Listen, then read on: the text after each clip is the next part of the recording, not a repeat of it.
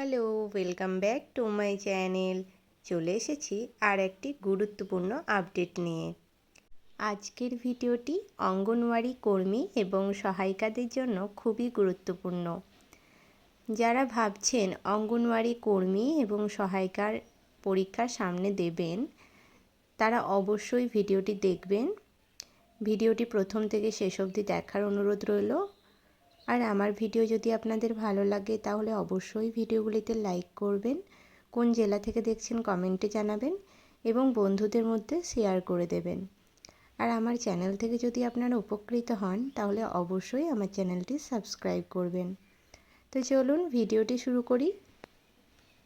আজকের ভিডিওতে আমি বলবো অঙ্গনওয়াড়ি কর্মী এবং সহায়িকা দিদিদের জব প্রোফাইল, অর্থাৎ কী কী কাজ করতে হয়, কতগুলো ছুটি পাওয়া যায় এবং কিভাবে এই চাকরিতে আপনি নিযুক্ত হবেন, সমস্ত কিছুই ডিটেলসে আলোচনা করব। তো ভিডিওটি স্কিপ করবেন না, তাহলে আপনারা বুঝতে পারবেন না। প্রথমেই বলি, অঙ্গনওয়াড়ি কর্মী এবং সহায়িকা দিদিদের কাজ শুধু বাচ্চাদের দেখাশোনা করা নয়, এর বাইরেও অনেক কাজ রয়েছে। কারণ আপনারা জানেন, বাড়ির পর প্রথম বাচ্চারা অঙ্গনওয়াড়ি কেন্দ্রেই আসে।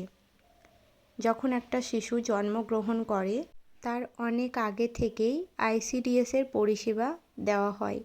কারণ একটা শিশু জন্মগ্রহণ করার আগেই তার মা, অর্থাৎ গর্ভাবস্থা থেকে গর্ভবতী মা এবং প্রসূতি অর্থাৎ স্তন্যদানকারী মায়েদের এই পুষ্টির আওতায় আনা হয়। তাহলে আপনারা বুঝতেই পারছেন, একটা নারী বা মহিলা যখন গর্ভবতী হয় বা প্রসূতি, গর্ভধারণের পর যখন প্রসূতি বা প্রসব হওয়ার পর অবস্থা থেকেই আইসিডিএস সেন্টারের পরিষেবা পেয়ে থাকে। এছাড়াও যখন শিশু বড় হয়, 6 মাস বয়স হয়ে যায়, তখন আইসিডিএস কেন্দ্রে তার অন্নপ্রাশন দিবস পালন করা হয়। তার মুখে খাবার তুলে দেওয়া হয় একটা ছোট্ট অনুষ্ঠানের মাধ্যমে। তারপর থেকেই সেই বাচ্চাটা আইসিডিএসের পরিষেবার সাথে যুক্ত হয়ে যায়। তাহলে বুঝতেই পারছেন আইসিডিএসের গুরুত্ব কতটা। এবার বলি, আপনারা জানবেন এই কাজটা করার জন্য আপনাদের কিভাবে আবেদন করতে হবে। বর্তমানে তো পরীক্ষা দিয়ে নিয়োগ হয়, আপনাদেরকে দুটো পরীক্ষা দিতে হবে। একটা হচ্ছে আপনাদেরকে প্রিলিমিনারি, অর্থাৎ একটা লিখিত পরীক্ষা হবে। তারপর আপনাদের একটা মৌখিক পরীক্ষা বা ইন্টারভিউ বা ভাইবা পরীক্ষা আপনাদের দিতে হবে।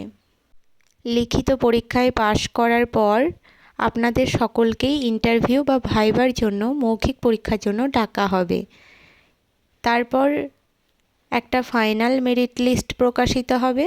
সেখানে কিন্তু সবার নাম থাকবে না। যারা একটু বেশি নাম্বার পাবেন এবং যাদের ক্যাটাগরি রয়েছে, অর্থাৎ কাস্ট সার্টিফিকেট রয়েছে, তারাই সুবিধা পাবেন এবং জবটা পেয়ে যাবেন। এবার বলি, এই সম্পর্কিত একটা ডিটেলস ভিডিও আমার চ্যানেলে আপলোড করা আছে, আপনারা অবশ্যই দেখে নেবেন। কিভাবে আবেদন করবেন, কোন কোন বিষয়গুলো পড়তে হবে এবং আপনাদের আবেদনের যোগ্যতা কী, কিভাবে চাকরিটা আপনি হাতের মুঠোয় পেয়ে যাবেন। এই ভিডিওটিতে আমি আর বলছি না, কারণ ভিডিওটি অনেকটা বড় হয়ে যাবে। এবার বলবো অঙ্গনওয়াড়ি কর্মী দিদিদের কাজ কী। অঙ্গনওয়াড়ি কর্মী দিদিদের কাজ হলো পুরো সেন্টারটাকে ভালোভাবে দেখাশোনা করা। শুধুমাত্র এটা কর্মী দিদির কাজ নয়, কর্মী এবং সহায়িকা দিদির যৌথ সমন্বয়ে একটি সেন্টার ভালোভাবে পরিচালিত হয়। অবশ্যই তাদের মধ্যে সুসম্পর্ক বর্তমান রাখতে হবে। এছাড়াও অঙ্গনওয়াড়ি কর্মী দিদির কিছু কাজ রয়েছে, যেমন 0 থেকে 6 বছর বয়সী শিশুদের পুষ্টি দেওয়া, তার সাথে গর্ভবতী মা এবং স্তন্যদানকারী মায়েদের স্বাস্থ্য সচেতনতা এবং পুষ্টির মাত্রা বাড়ানো, প্রি স্কুল শিক্ষা দেওয়া, ওজন, উচ্চতা, স্বাস্থ্য এই সম্পর্কিত রেকর্ডগুলো রাখা, পোষণ ট্র্যাকারে ডেটাগুলোকে এন্ট্রি করা, টিকাকরণের জন্য ক্যাম্পের সাহায্য করা, হোম ভিজিট করা, সরকারি সার্ভে এবং মিটিং করা। আমি আগেই বলেছি আইসিডিএস হলো একটা স্কিম বা প্রকল্প যার অধীনে অনেকগুলো পরিষেবা দেওয়া হয়। এর মধ্যে 6টি পরিষেবা আইসিডিএসে দেওয়া হয়, যেগুলো হলো এসএনপি সাপ্লিমেন্টারি নিউট্রিশন প্রোগ্রাম, 2 নম্বর হলো ইসিসিই অর্থাৎ early childhood care and education, প্রাক শৈশবকালীন যত্ন এবং শিক্ষা, অর্থাৎ 3 বছর থেকে 6 বছর বয়সী শিশুদের কিভাবে খেলার ছলে গল্পের ছলে শিক্ষার সাথে যুক্ত করবেন, তাদেরকে ভয় দেখিয়ে নয় বা পাঠ্যপুস্তকের বইয়ের বোঝা চাপিয়ে দিয়ে নয়, তাদেরকে খেলার ছলে কিভাবে প্রকৃতির সাথে রেখে তাদেরকে শিক্ষা দেবেন সেটাই এখানে শেখানো হয়। 3 নম্বর হলো ইমিউনাইজেশন অর্থাৎ টিকাকরণ, গর্ভবতী স্তন্যদানকারী মায়েদের এবং শিশুদের টিকা নিশ্চিত করা। 4 নম্বর হচ্ছে হেলথ অ্যান্ড নিউট্রিশন, পুষ্টি এবং স্বাস্থ্যর ব্যাপারে শিক্ষা দেওয়া। 5 নম্বর হলো হেলথ চেক আপ, স্বাস্থ্য পরীক্ষা করা। 6 নম্বর হলো রেফারেল সার্ভিসেস অর্থাৎ রেফারেল পরিষেবা। এই 6টি পরিষেবা মূলত আইসিডিএস সেন্টারগুলিতে দেওয়া হয়। এছাড়াও অনেক কাজে আইসিডিএস কর্মী এবং সহায়িকাদের নিযুক্ত করা হচ্ছে, সমস্তটাই ডিটেলসে আলোচনা করব। এবার আমি অঙ্গনওয়াড়ি সহায়িকা বা আইসিডিএসের হেল্পারের কাজগুলো বলবো। আইসিডিএস হেল্পারের প্রধান কাজ হলো অঙ্গনওয়াড়ি কর্মী দিদিকে অর্থাৎ ওয়ার্কার দিদিকে সমস্ত কাজে সহায়তা করা, এছাড়াও রান্না করা এবং সেই খাবারটাকে বিতরণ করা। অবশ্যই স্বাস্থ্যসম্মত উপায়ে পরিষ্কার পরিচ্ছন্নভাবে রান্না করতে হবে এবং সেগুলোকে সঠিকভাবে বিতরণ করতে হবে। কেন্দ্রটিকে পরিষ্কার পরিচ্ছন্ন রাখা, বাচ্চাদের দেখাশোনা করা এবং যে সমস্ত বাচ্চারা সেন্টারে আসতে পারছে না সেই সমস্ত বাচ্চাদের সেন্টারে নিয়ে আসা এবং তাদের বাড়ি পৌঁছে দেওয়া। যে সমস্ত বাচ্চারা খাবার খেতে চাইছে সেন্টারে তাদের খাবার খাইয়ে দেওয়া, খাবার খাওয়ানোর আগে হাত ধুয়ে দেওয়া, আবার হাত পরিষ্কার করে দেওয়া। সেরকম রান্না করার আগে বাসনপত্র পরিষ্কার করা, আবার রান্না হওয়ার পর সেগুলোকে পরিষ্কার পরিচ্ছন্ন করে পুনরায় সঠিক জায়গায় রেখে দেওয়া। এবার আমি বলবো আইসিডিএসের ওয়ার্কার অর্থাৎ অঙ্গনওয়াড়ি কর্মী, আইসিডিএসের হেল্পার অর্থাৎ অঙ্গনওয়াড়ি সহায়িকা দিদিদের বেতন কত এবং বর্তমানে কত বেতন দেওয়া হয়, কেন্দ্র এবং রাজ্য সরকার কত টাকা শেয়ার করে। এছাড়াও বলবো যে 5,000 টাকা 2026 সালে বিধানসভার বাজেটে ঘোষণা করা হয়েছে, সেই টাকাটা কবে থেকে অ্যাকাউন্টে দেওয়া হবে। অঙ্গনওয়াড়ি কর্মী এবং সহায়িকা দিদিদের কোনো স্যালারি দেওয়া হয় না, ওনাদের সাম্মানিক দেওয়া হয় অর্থাৎ ওনাদের কাজে সম্মানস্বরূপ এটা দেওয়া হয়।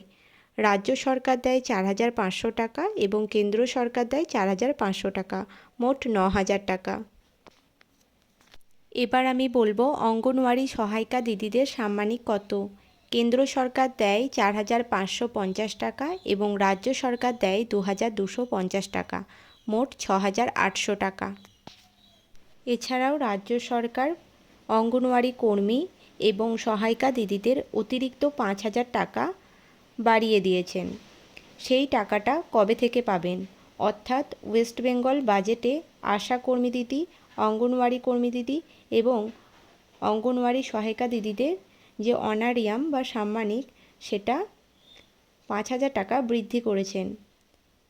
এই টাকাটা আপনাদের অ্যাকাউন্টে ক্রেডিট হওয়ার আগে এখনও অবধি এটা তো বাজেটে বলা হয়েছে, এখনও এটি ডিপার্টমেন্ট অর্ডার আসেনি। সাধারণত বাজেটে অ্যানাউন্সমেন্টের পরে ডিপার্টমেন্ট থেকে অর্ডার দেয়, তারপর সেই টাকাগুলো ট্রেজারিতে প্রসেস হয়ে অ্যাকাউন্টে আসে। এই ব্যাপারে এখনও পর্যন্ত কোনো তথ্য উঠে আসেনি, যদি জানা যায় আমি অবশ্যই শেয়ার করব। তবে বিভিন্ন জায়গা থেকে পাওয়া তথ্য অনুসারে অক্টোবর মাস নাগাদ এই টাকাটা অ্যাকাউন্টে ক্রেডিট হয়ে যাবে।